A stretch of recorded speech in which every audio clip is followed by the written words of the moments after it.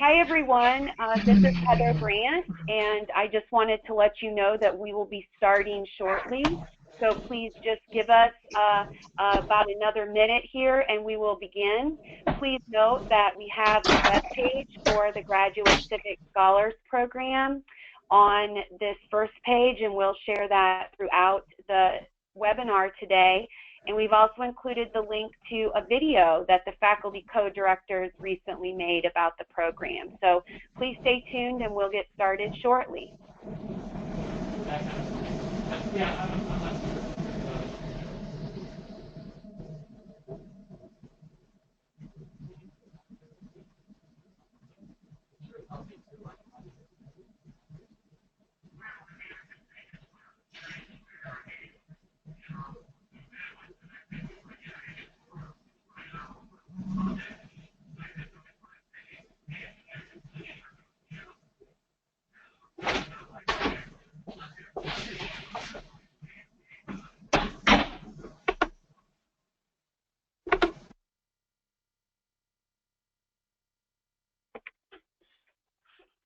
Hi again, this is Heather. We're still waiting for one of our fine presenters to join us. He will be joining us shortly and we will go ahead and get started. For those of you who are already on the line, please make sure to access the handouts that are under the Handouts tab on the menu. If you go there, you will have full access to the PowerPoint slides in slide format and also in handout format. So please take a look at those, and as I said, we'll get started soon.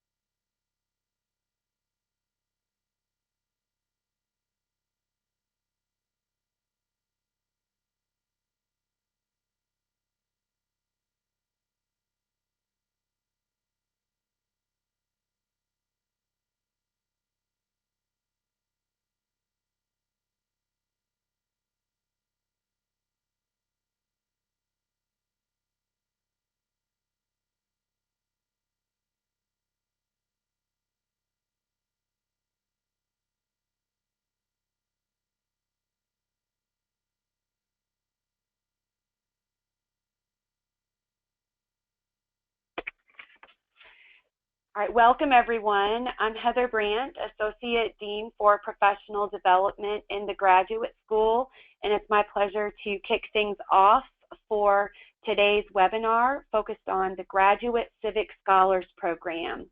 So this is an information session that you will learn a lot about the program and actually have the opportunity to hear from our faculty co-directors as well as current graduate civic scholars. So we're very excited to be able to tell you more about the program and encourage you to submit your application. As a reminder, under the Handouts tab, the slides for today's webinar are available, as well as some additional handouts, including the application form, which you may want to take a look at. There will be plenty of time at the end to take questions and answers. And we've also included the web page for the Graduate Civic Scholars Program that you can take a look at. So as I mentioned, in today's information session, we will have our faculty co-directors, including Dr. Kirk Foster from Social Work, who is the founder and current faculty director, Dr. Allison Marsh in History, who is a co-director this year and will be the faculty director next year, and Dr. Lucy Ingram, who's with us from Public Health, who will be serving as the faculty co-director with Dr. Marsh for the upcoming cohort. We have two graduate civic scholars with us, Kalia Lewis, who is a PhD student in public health, and Kate Olskamp, who's a master's student in public health. And as I mentioned, I'm Heather Brandt, and I will be your moderator for today. We're going to get started with some introductions, and Dr. Foster is going to kick us off. So each of the people on the call today will introduce themselves and share with you a little bit about their work and their interest in engaged scholarship, just as a kickoff to the program and sharing information about the program. So Dr. Foster, are you ready to get started?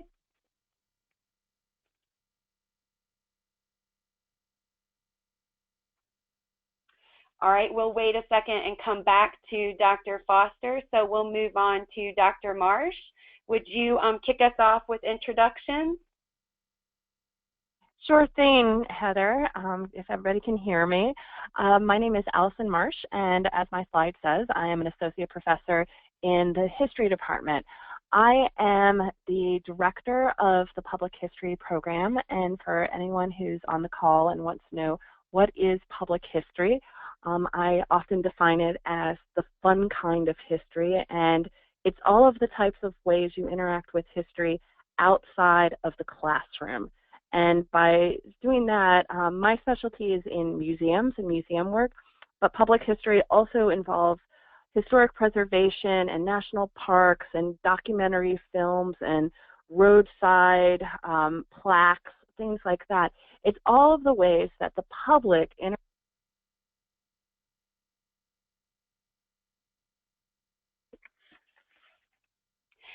Allison, we seem to have lost you. Are you there still? I'm here, but can you not hear me? We couldn't hear you there for a little bit. You tailed off. Oh. So if okay.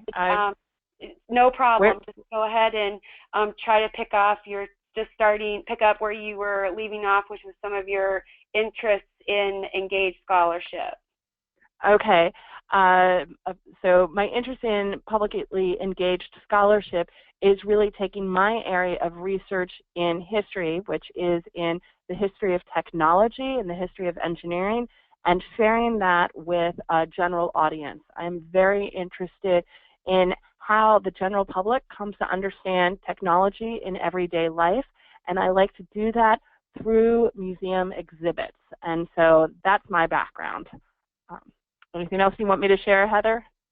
That's great. Thank you so much, Allison. And now we're going to move on to Dr. Ingram.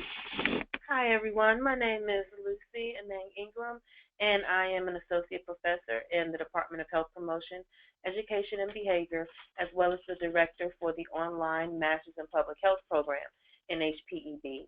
Well, my research is in the area of sexual and reproductive health, but the way that I hope to bring some of my experiences in this program is that in doing so, I typically look at things with a health disparities or through a health disparities lens.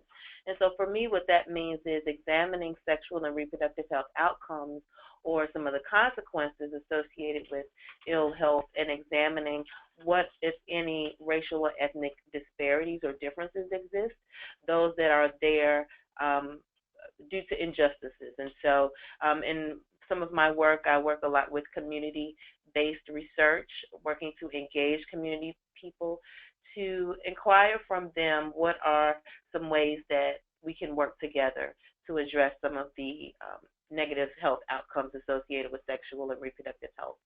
Interestingly enough, Allison mentioned technology, and so one of the ways that I am now forging into looking at sexual and reproductive health is really determining how can we meet people where they are as it relates to their technology use and address some of the consequences related to sexual and reproductive health. Thank you so much, Dr. Ingram. We're going to go back up and pick up Dr. Foster. Let me go back to his slide. Dr. Foster? Yes. Can you hear me? We can hear you. Go for it. Great. Thank you. Sorry, everyone. I was teaching until 4 o'clock today, so running in at the last minute and had to get logged on. It's been a great pleasure of mine to work on the Graduate Civic Scholars program since it was just an initial idea, and it meshes quite well with the kind of work that I do. All of my work is community engaged. I'm wrapping up a couple of federally funded projects that have worked directly with urban communities, primarily around issues of collective action, social capital, and neighborhood attachment. So we are interested in the ways in which neighborhoods come together, residents of neighborhoods come together to make decisions collectively to affect change that is important to the neighborhood, that may or may not be present in current policy directions. Could be around social and economic development. It could be around land use and that type of development. I've also done a fair bit of work with religious congregations and looking at social capital development there, and working with congregations to help them understand better their role in community contexts, and working with them around various issues around community engagement, their role in changing urban neighborhoods and the like. Thank you very much, Dr. Foster. Now we're going to move on to one of our graduate civic scholars who's joined us today. So Kalia, would you introduce yourself? So good afternoon. My name is Kalia Lewis. I am a third-year doctoral student in the Health Promotion, Education, and Behavior Department. So I'm really interested in learning or just researching about social determinants of health as it relates to health inequities or inequalities. So basically, I'm just interested in learning more about how our environment or just social conditions outside of, for example, the classroom relate to social inequities such as poverty. So just basic things we see around in our communities. And I think one of the greatest outcomes I've actually had from this program is learning how to work with others, work with groups, but also how to learn how to communicate more effectively when I do want to work with community members. Thank you very much, Kalia, for joining us today and for your willingness to share your experience with the program. We're going to hear from another graduate civic scholar, Kate Olsen. Kate, would you introduce yourself, please? Yes, hello everybody. My name is Kate Olsen. I am a second-year Master's in Public Health student studying physical activity in public health at the Arnold School, and then I am also getting a graduate certificate in gerontology. So I'm particularly interested in how being physically active throughout the lifespan can improve health outcomes as we age. And one of the reasons that I was really interested in the Graduate Civic Scholar Program, in addition to its community involvement, was just the ability to work with other students from all across campus in different areas that I might not normally be exposed to. Thank you, Kate, and we'll have the chance to hear more from Kalia and Kate later on. And so, as a reminder, the handouts for today's webinar are available under the Handouts tab. And if you have any questions at any time during the webinar, please use your chat box. I am going to be monitoring the questions, and during the Q&A portion of the webinar, I will ask those questions and we will make sure that you get answers. So I'm going to turn things back over to Dr. Foster to share with us some information about the origins of civic scholarship and what that means for this program. Dr. Foster?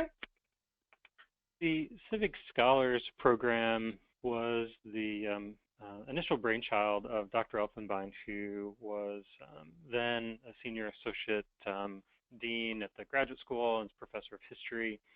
And she came to me and we had this conversation about how do we work with graduate students from across campus to engage those students who are interested in, one, not only a community component to their teaching, their research, or their practice, but also to think about their work as having some sort of public good.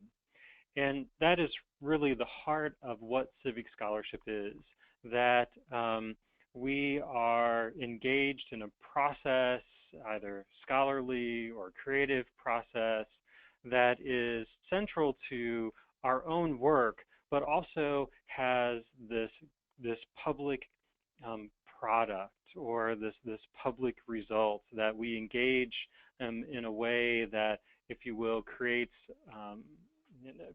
a little better place in the world, or changes the world for the better in some sort of way.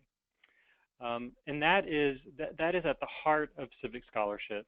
You can find certainly more about this online, but as we were creating the program, we were very concerned about how it is that our graduate students were going to leave the University of South Carolina, understanding their roles as scholars, as educators, as practitioners, as rooted in a community context that just wasn't confined to the academic institution, but really was rooted in the communities where they either wanted to work or with whom they might work, and that what they were doing was actually part of the democratic process. That being a good citizen of the world is also producing some sort of good out of what it is that we want to do, again, as part of our academic lives, as it creates or builds us as good scholars, as good educators, and good practitioners. And that's really, again, what is at the heart of civic scholarship. You can advance. So I gave you here a website that you can go back and visit, civic-science.org, and read much more about this. But in effect, what we aim to do is to, as it says here, envision a future and devise a pathway to that future by bringing diverse groups together. One of our main foci in the Graduate Civic Scholars Program is this community engagement piece to live out the mission that the University of South Carolina has as a community engaged institution. So providing a platform for our graduate students to gain particular skills, both skills in research, skills in their own practice, and skills in their teaching around community engagement, but then also learning from a cohort of other students from other disciplines to think about issues creatively in multidisciplinary kinds of ways, and to look at issues, to look at problems, to look at opportunities through various different lenses. And so again, civic science encourages us to be more interdisciplinary in our approach, encourages us to be community grounded in our approach, and it encourages us to think about the public good that comes out of the work that we engage in and day out. Thanks so much, Dr. Foster, for that helpful background about the program and also more about civic scholarship and civic science. And we're now going to transition to some more details about the Graduate Civic Scholars Program. So I want to make sure that you have access to these two pieces of information, the webpage on the Graduate Civic Scholars Program, and also a video filmed recently by the faculty co-directors that includes a lot of extra information, some of which we may address on the webinar, but also some extra insights that may be of interest to you. I'm going to turn this part over to Dr. Marsh to provide us with an overview of the program and some of the benefits of being a graduate civic scholar. Dr. Marsh? Great, thank you. I put you on my speakerphone, so tell me if that is better sound quality or worse sound quality. You sound great, Dr. Marsh. Take it away. Okay, so the first thing I want to be clear is that this is a program that is open to all graduate students in all disciplines. This is open to both MA students as well as PhD students, and we really pride ourselves on having a very interdisciplinary group of students. Now, some of you may be coming from disciplines where community engaged research is a very common thing. Some of you may be coming from disciplines where this is a new type thing and you might not have as much support in your own home department. And so what we really want to create is a place for graduate students to come together and really share their experiences, respect their own disciplinary backgrounds, but also see what other types of scholars are doing when we talk about community-based research or publicly engaged research.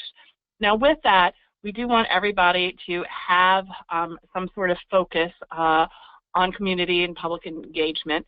And that can be either your research itself is focusing on a specific community and you're using the community as part of your research data set, or it could be a place where your community is involved in the dissemination of your research, the public engagement. You're trying to reach new audiences. If you're from the sciences or engineering, the NSF really likes these questions called your broader impact. Like, how do you reach beyond your typical academic scholars? So that is a focus that we are looking for. When we say that we want to have action-based research, we do want all of the students to have a project in mind when they apply. Now, you don't have to have a fully fledged, planned out project, but we want you to have at least the kernel of an idea, the spark of an idea of how you want to engage with the public, which community you want to reach. We need you to have some sort of idea when you are working on this. Now, there are a couple of payoffs here. One, you do get a $500 stipend for completion of this, this program. It is a year-long program, and you do get this $500 stipend that you can use if you want to apply it to any materials maybe necessary for your project, or if you just want to add it to something like presentation at a conference. It is yours. No strings attached to that, as long as you complete all of the necessary steps of the program. And the other thing is we did work very hard, and in fact, Dr. Foster worked the hardest on getting all of these courses approved so it does appear on your transcript. So if you want to be looking for any jobs, you can point to this as something that is that you have had the work and the discussion and the coursework that will allow you to say that you have this experience. So, what are these basic program requirements? So the first thing is that we have a 2-week intensive Maymester session. This is directly after the graduation. So it's 2 weeks, May 8th through 12th and the 15th through 19th. And it's every single morning that we will meet. And this is really a very important bonding time for the cohort where we get to know each other. Again, because we're pulling from graduate students from all disciplines across campus, this is a time where you get to learn what other people are doing, learn what their projects may be. Also, it gives you a time to explore your own curiosity. Maybe you will, in fact, decide you might want to change your project because you've been inspired by other students in the cohort. This is a time to really explore those options. We will also have some scholarships, some discussion, some readings where we learn what community-based research and public engagement look like from a variety of different disciplines. Again, opening our eyes to what are the best practices in community-based research. So we meet very intensely for 2 weeks. And then over the course of the academic year, the fall semester and then the spring semester, we scale that back and we only meet once a month. And during those monthly meetings, we like to involve a lot of guest speakers who come in and share their experiences. We try to build these seminars around the interests of the cohort. So we don't have those ideas all planned out in advance. We have them definitely flexible so that we can react to the needs of the students who are in the class. We do ask that you have a project and that you are working on the project from May through the end of the academic year. And those projects are of your own device. We encourage collaboration among people in the team or in the cohort, but it's just fine for you to be an individual project. We like projects that may build off of your own coursework, whether that's taking one of your own seminars and taking it the step further that you couldn't do during the time of a single semester, or maybe this is part of your thesis, or maybe it's a chapter in your dissertation, or maybe it's a data set that you're trying to collect for your research projects. But we've also had students who pick projects that are decidedly separate because they want to do something that they need to, you know, their research is their focus, but they can't let go of the part of themselves, really want to have a community advocacy voice, and they can't let that go during graduate school. And so this is an opportunity for them to work constructively on those projects as well. All of these projects build to the a final presentation, and this is a public presentation. It used to be at Graduate Student Day, but now that has been combined to Discovery Day, and it has a new title that I can never remember, and Heather can help me out on the title of what the presentation day is. But we will all, everybody will be asked to present their research to the public on that day at the end of April, or beginning of April, in 1 year after the start of the program.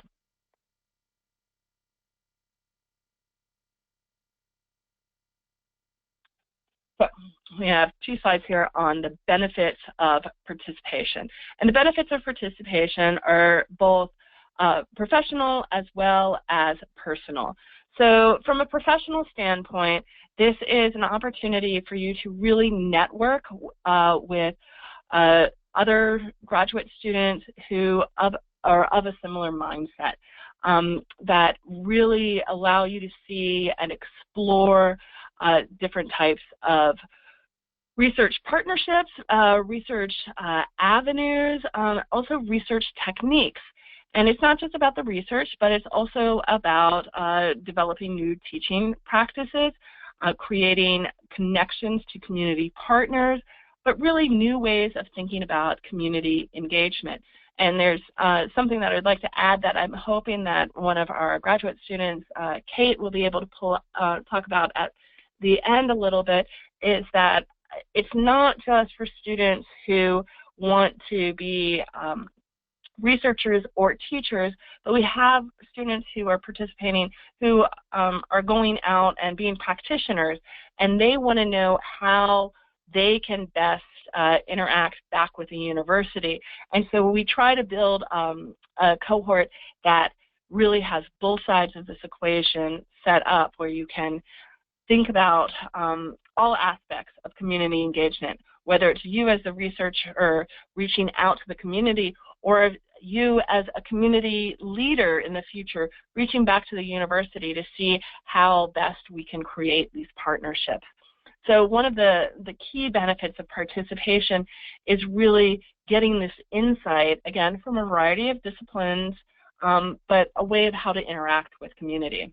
But the second level of participation is really much more personal, and if you can move on to the next slide there, because it allows you to see what,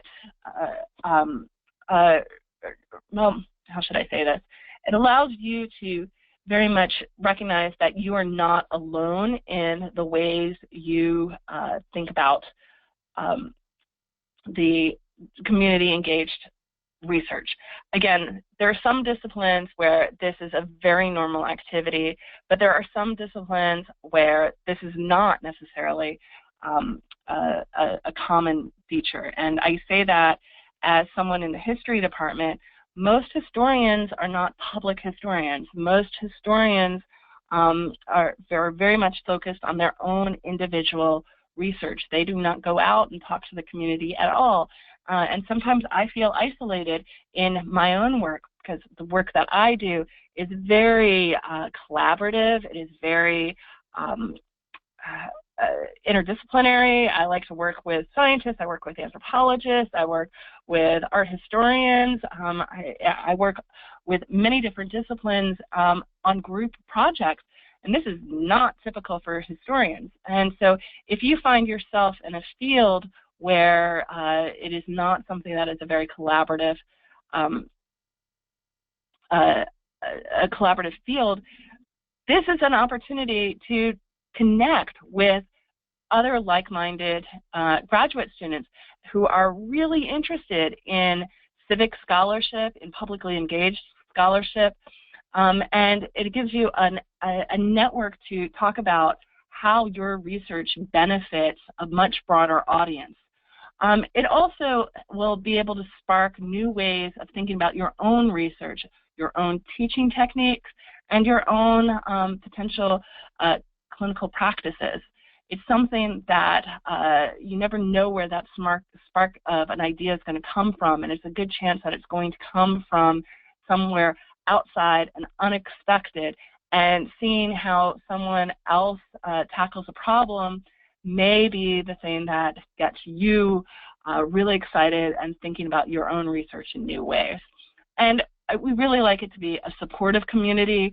I want everyone to feel very welcomed into the seminar, and we want to really help each other succeed in whatever their goals may be. Again, whether that is research, whether that is teaching, and whether that is a practitioner. At all levels, we are a group that wants everyone to succeed. Thanks. Thank you, Dr. Marsh, for providing that overview of some of the program requirements and also some of the benefits of participation, both professionally and personally. And as promised, the name of the new day that will feature university-wide research here on campus is Discover USC, and it is going to be held this year on April 21st. So I'm sure you will all hear more about that as we move into the semester. I'm going to turn things over now to Dr. Ingram to share with us information about the application process and one of the components of the application. So Dr. Ingram? Thank you, Dr. Brandt. So if you look at the required items per the application that's posted online, we've actually nicely divided them into required items to be sent directly by your recommenders and also those to be sent by the applicant. So first important deadline, important information is that the deadline for the application is 5 p.m. on January 31st. And then the two different categories we can think of in terms of the application process include the letters of support, which are requested to be sent directly by your recommenders. These letters need to come from a faculty advisor or mentor at USC. That's the first one. The second category is also someone to speak to your abilities to work with a partner organization. That can be another faculty member, that can be a community member, but someone to speak to your abilities to work with a partner organization. And then finally, a statement from the director of your graduate program. Again, all of these letters or statements are asked to be sent directly to the email grdfellw@mailbox.sc.edu, which you'll have access to that information. Secondly, and probably most importantly, is the personal statement. And we've asked that this personal statement include three major criteria, three major questions. The first question is about your experience. That is, what is your past involvement with civic scholarship, service learning, or community engagement? The second question is about the current vision and sustainability. The second question is about perspective. What makes you uniquely positioned for this program? And then thirdly, we'd like to know about your current vision. And so this harkens back to what Dr. Marsh mentioned about either a spark of an idea or a well-formulated project, but we really want to get a sense for what is your vision about what you would like to do in this project with this program. So we're looking for those three responses. We do have maximum word count, so we'll encourage you to adhere to those as you submit your application. In addition to those items, we're also looking for you to submit your academic CV, as well as a cover sheet, that being a completed application form. All right, thank you very much. And just as a reminder, this information is all available online, and also we've included some of this information under the handouts tab for this webinar. If you have a question, please type that question into the chat box. We will, in a few moments, we will be moving on to the question and answer portion of the webinar, but first we're going to have the chance to hear more from our graduate civic scholars. So first, we're going to turn things back over to Kalia to share with us a little bit more about her experience and maybe some more details about her project and what she's working on. And then we'll hear from Kate as well. Kalia? So my project will be looking or just examining current curriculum that are used in public health programs. So I just want to examine, when we talk about health disparities in public health, how is that conceptualized? I also want to learn more about looking at these conceptualizations of racial or ethnic health disparities, how we define them, but most importantly, how our students interpret them. So when we're learning about racial health disparities in public health courses, what do you take outside of the classroom? More importantly, how do you use what you learn within the classroom to talk to community members? So when it comes to engaging the community, I want to look, or just to speak with current public health students to kind of engage them to learn more about what do racial health disparities mean to you? What does that mean to you when you're working with specific communities? And how do you engage those communities with what you've learned in class?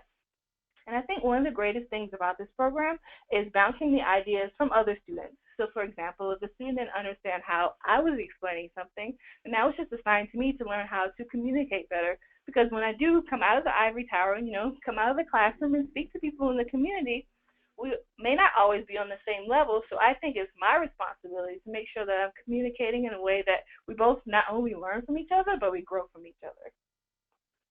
Thanks so much, Kalia. And did you, when you applied for the program, did you have this idea firmly in your mind, or is this an idea that sort of evolved during your time in the program? Oh, absolutely not. When I applied to the program, I had a cemented idea. I was going to do A, B, and C, and nothing was going to change my mind. But after those first 2 weeks, those were really intensive weeks, about 3 hours learning and growing with one another, and actually just listening to what other people had to say, listening to people from different disciplines, and allowing people to not only challenge my ideas, but force me to go outside of my box really made me more focused on learning not only what is learned in public health, but how it's communicated to people outside of these walls. Great. And thinking back to when you were preparing your application, I know that was about a year ago. How did you approach writing your personal statement, for example? Was this something that was easy for you, or did you work on it over time? Or tell us about how you approached that. So in writing the personal statement, it took me quite a while. I felt like these questions were really open-ended. One of the things, or one of the, I guess you can say, the benefits of these questions is that they force you to be really introspective. So I couldn't write down, mundane things. I want to save the world. I want to do things in public health. I want to do A, B, and C. I actually had to think about, why did I want to do those things? What did that actually look like? So for example, studying health disparities, what does that actually look like besides saying that this population has a high rate of diabetes, and that we should do A, B, and C to help, lower these rates? That actually forced me to think, well, why do we have these health disparities? What's going on in this environment? How can I help? How can I actually build a team of people who aren't really, maybe not possibly be interested in public health? How do I build a team so that we work together to kind of help, lessen these health disparities? So that was one of the greatest things. And it did take quite a while for me to finish it, because I had to actually sit down and think about what I really wanted to do. Because sometimes we just don't get the opportunity to say what's really on our mind. Thank you, Kalia, very much. And we'll see what questions some of the people joining us on the webinar today who might be interested in the program will have of you as one of the current scholars. So Kate, would you share with us a little bit about your experience? And I want to remind everyone again that this is one of the very few programs here at the university that is for both master's and doctoral students. And that's why it's nice to have Kalia, who's a doctoral student, and also Kate, who is a master's student, as Dr. Marsh and others have mentioned on the webinar today. So Kate, tell us about your experience and your project and any other information you want to share. Okay, when I filled out my application last year and proposed a project, I really tried to more give an idea of what I was interested in and the kind of work that I would be doing, but I kind of knew that there would be that potential to change what I was doing and move on from that. So the project that I'm currently working on is not exactly what I proposed, although it is somewhat close. What I am looking at is doing a review of the publicly available information that relates to brain health and physical activity, which are two of my primary interests. So I'm looking at information that's being designed for community members and trying to figure out how much of that connection is being explained. And then I'm going to hold coming up in the spring, a series of small focus groups to talk to community members and see if they're finding this information, if they're even interested in this kind of information, and how they would prefer to learn about it, to potentially either identify disconnects between what's being created and what's of interest, or to perhaps, help people connect to resources that are already there. So that's my current project that I am working on. The great thing that I was able to do was combine my work with the Graduate Civic Scholars with both my assistantship hours that I'm currently doing as a student, and then also part of this project I'm going to be able to get independent study credit for this semester. So it was a great way to really combine a lot of my efforts, and that's one of the things I think that a lot of the scholars and the advisors try to encourage, is that this doesn't necessarily have to be in addition to all your other work, but can very much support all your other work, which was really important to me. And I think one of the things I've taken away the most from the program, which is probably somewhat related to the fact that I was looking for this going in, was just learning from people all over campus in all different departments that I didn't even really know much about, like library science or public history, and being able to understand how different perspectives of the different things that they're learning can be applied to what I'm doing in public health. So that was really, really interesting to me. So, is there anything else you want me to cover? Yeah, thanks, Kate. I was hoping that you also could address, you were really new as a master's student when you applied for this program. So would you share a little bit about the process that you undertook to submit your application and such for this program as a pretty new graduate student here on campus? Sure. Yep. I think that that's the best and worst part of being a master's student is that it's only 2 years. So it's great that it's only 2 years, but also you really have to kind of accelerate in terms of figuring out what you want to do. And I think that's one of the things that this program actually helped me to refine were my interests. I spent that first semester as a master's student really trying to be as much of a sponge as I possibly could, talking with a lot of different people, going to a lot of different meetings. And this program and creating the application and really writing my personal statement and those kind of things helped me to do that reflection that allowed me to almost guide this last year of my program, starting in May and going through this coming year. So I really took advantage, I think, of those opportunities to figure out which direction I wanted to go in professionally for this portion of my degree, but also afterwards as well. And then one final question I'll ask of you, Kate, since you are bringing the master's perspective to the program to share that with other master's students and hopefully encourage their application. What's it like being in that type of a group with doctoral students? I can imagine that some people may almost be intimidated in some way, but tell us a little bit about what that's like for you. You mentioned you really like learning from people across campus, but what about the mixed levels?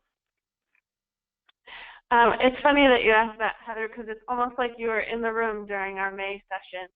I think there was a day during that May intensive course where I actually admitted to the group that I felt very overwhelmed by the fact that there was these doctoral students, and I think that was one of my biggest takeaways actually of that whole week, was that when I was honest about that and said I'm feeling overwhelmed or inadequate in any way, the great positive feedback that came back from the group in saying, that we all appreciate all different levels. And I was not the only master's student. I think there's 3 of us in our cohort.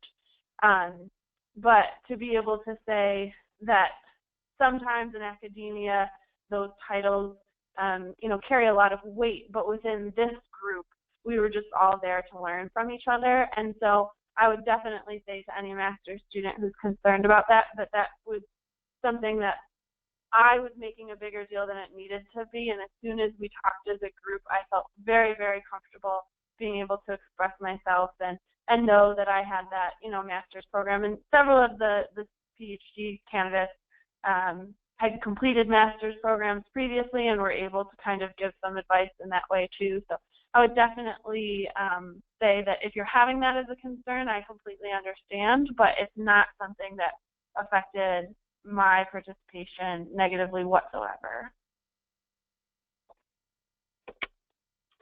All right, so thank you so much, Kate, for sharing that and honestly sharing with us your experience. I really appreciate that, and I'm sure it's going to be really helpful for other students. Right now, I'm taking a look here at the people who have asked some questions, and so we're going to move into that phase. Unless there's anything else that Dr. Foster, Dr. Marsh, or Dr. Ingram that you would like to add before we move on. So Dr. Ingram has something to add, and then of course Dr. Marsh and Dr. Foster, if you do as well. Go ahead.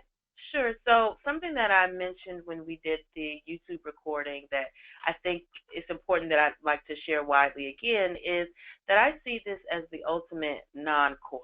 And so it's really an opportunity if you're a little bit, Kate mentioned the word overwhelmed, but maybe even disheartened, just about not your discipline necessarily, because somebody's shaking their head, not your discipline necessarily, but just being in the same type of classes, frankly, maybe even with the same type of people who say the same types of things. This really is an opportunity for you to step outside that box and get credit for doing so.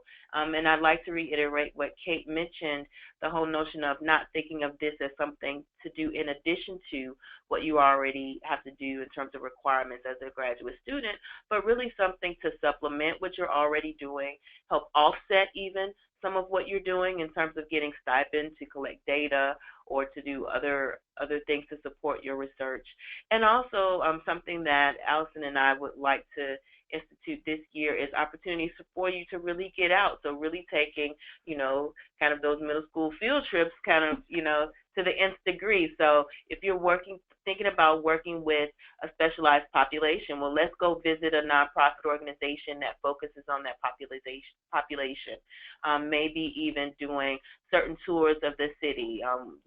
We've got a lot of history in South Carolina and Columbia, and so really taking the opportunity to go out into the community and, engage with people. Thank you, Dr. Ingram. Dr. Foster, I see you would like to add something as well. I just want to reiterate something that Dr. Marsh said, and I intimated in my earlier comments, and that is this is not only for those graduate students who envision their life as an academic, who envision their next phase of their life as a researcher. In the Civic Scholars Program, we've worked hard to tailor it and include readings and sessions and speakers and seminars on teaching and on practice. That we recognize that whether you are a master's student or a doctoral student, your interest may not be in academia, but that doesn't mean that civic scholarship isn't a home for you, that isn't a good fit for you.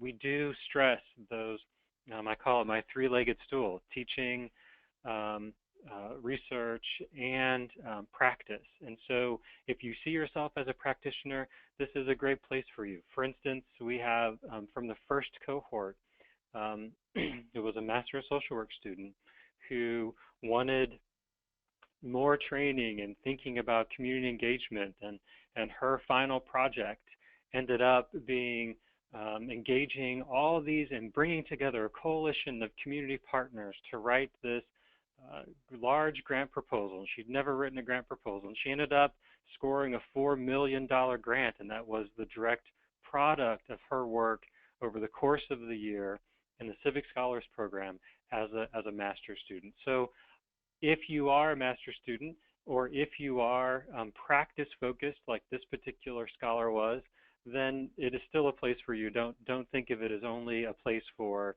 PhD students who want to have a life as an academic. Thank you for that additional information, and we do have some questions here. So one of the first questions is related to accessing the handouts, and I am unfortunately unable to test that out, but when I did upload them, they are in PDF format, and so after you open the handouts, you should be able to click on them to open them up. So I'm not sure if any of the other organizers could test that out on their computer and send me a chat to let me know if there are any issues. But regardless, I can send those handouts out to everyone who's registered for the webinar so that you will have them. All right, so now more to the meat of the questions here. If a student is enrolled in an online graduate program but able to travel to Columbia, to campus, would they be eligible? I'm going to go ahead and take that question to answer it because it seems that there are a couple of questions related to this. So any graduate student, online or traditional in-person, is eligible for this program. You are expected to attend all of the sessions in May and to attend the monthly sessions as well as any other required out-of-class obligations, such as participating in the University Research Day. So if you are able to commit to do those things, so come to campus from May 8th to the 12th, and then again from May 15th to 19th from 9 a.m. to noon, and also commit to attend the monthly seminars in person, you are very much eligible for the program. Another question that we have is about recommendations. So if you are a new master's student or a student who maybe doesn't yet have a connection with a staff member or a graduate director, what is the best way to handle getting references? So would anyone like to answer that one? All right, Dr. Ingram.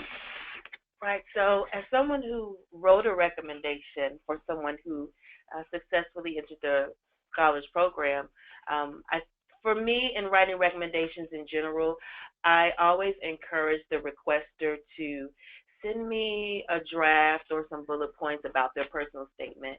And I also encourage a meeting, particularly if I don't have much of a personal relationship with them. And I think the same would be relevant for someone who's just starting out. For faculty members who understand a student's passion and interest in doing things supplemental to their programs, they should be okay and welcome the opportunity to speak more to you so that they can get to learn more about you and about your interests. And you can also supplement that meeting with jotting down some ideas for them that they can speak to in that recommendation that they write for you.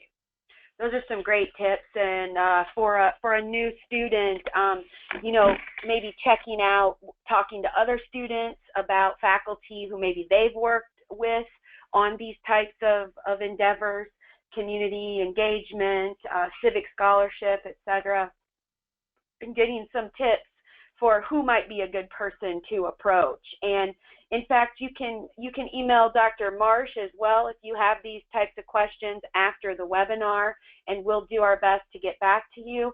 There's also an extensive FAQ section of the web page. These are questions that are commonly asked by students, and we've provided answers there, so that becomes a really good resource. Another question is, the materials state that if more than one person from the same program applies, the department chair will be asked to rank the applicants.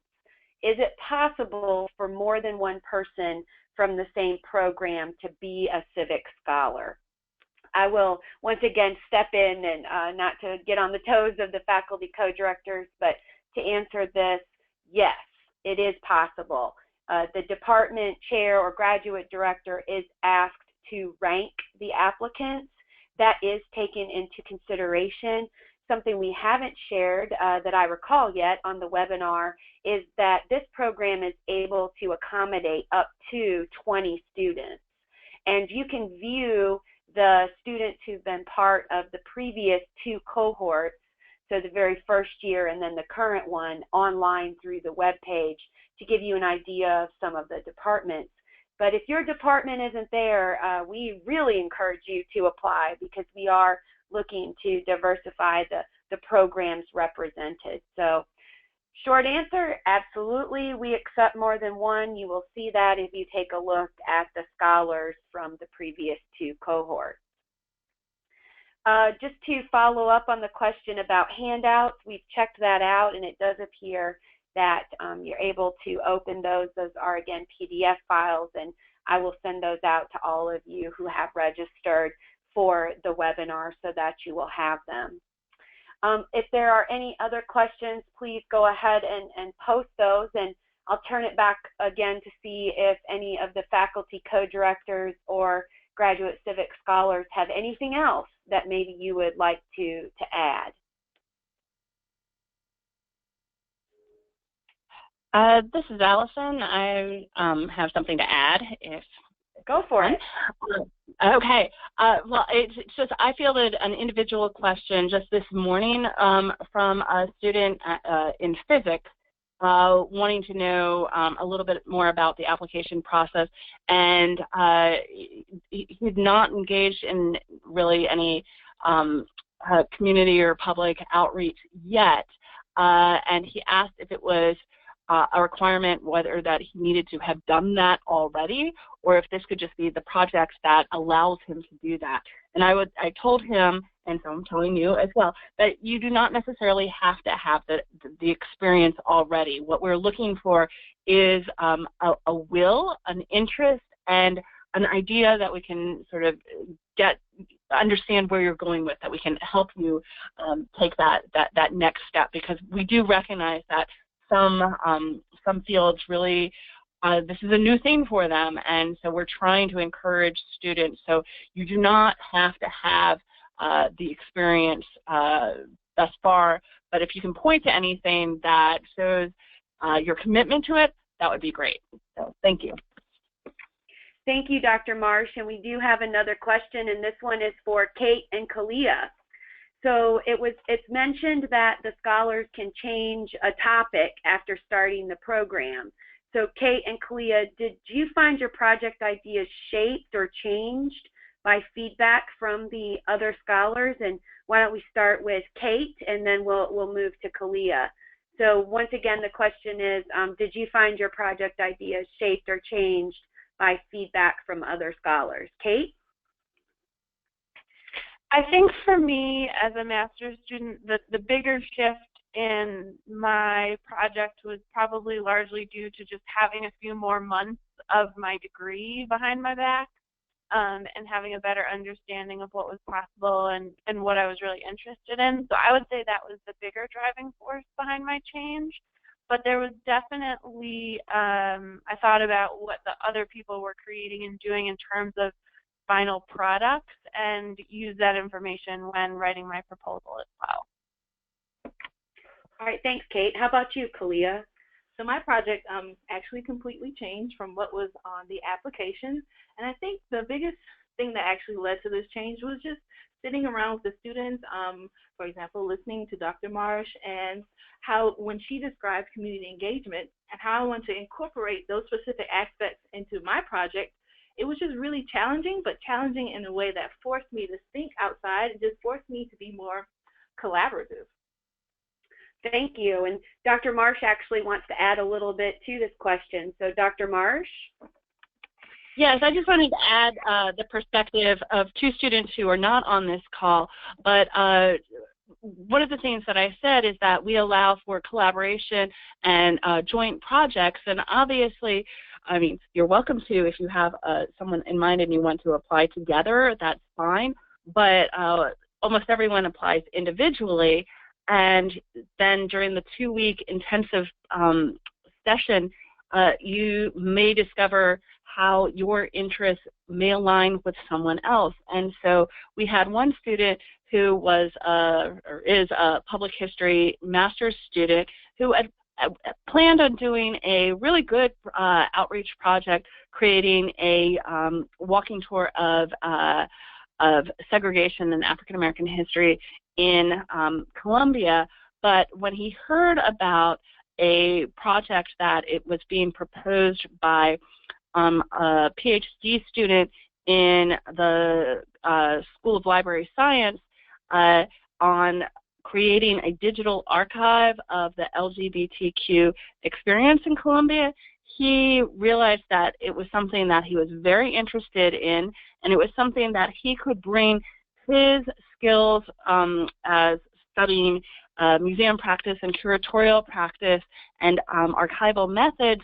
He could bring his skill set to this project, and they joined up, and then they created a joint project proposal, and so they are working together for the remainder of this year on a joint project.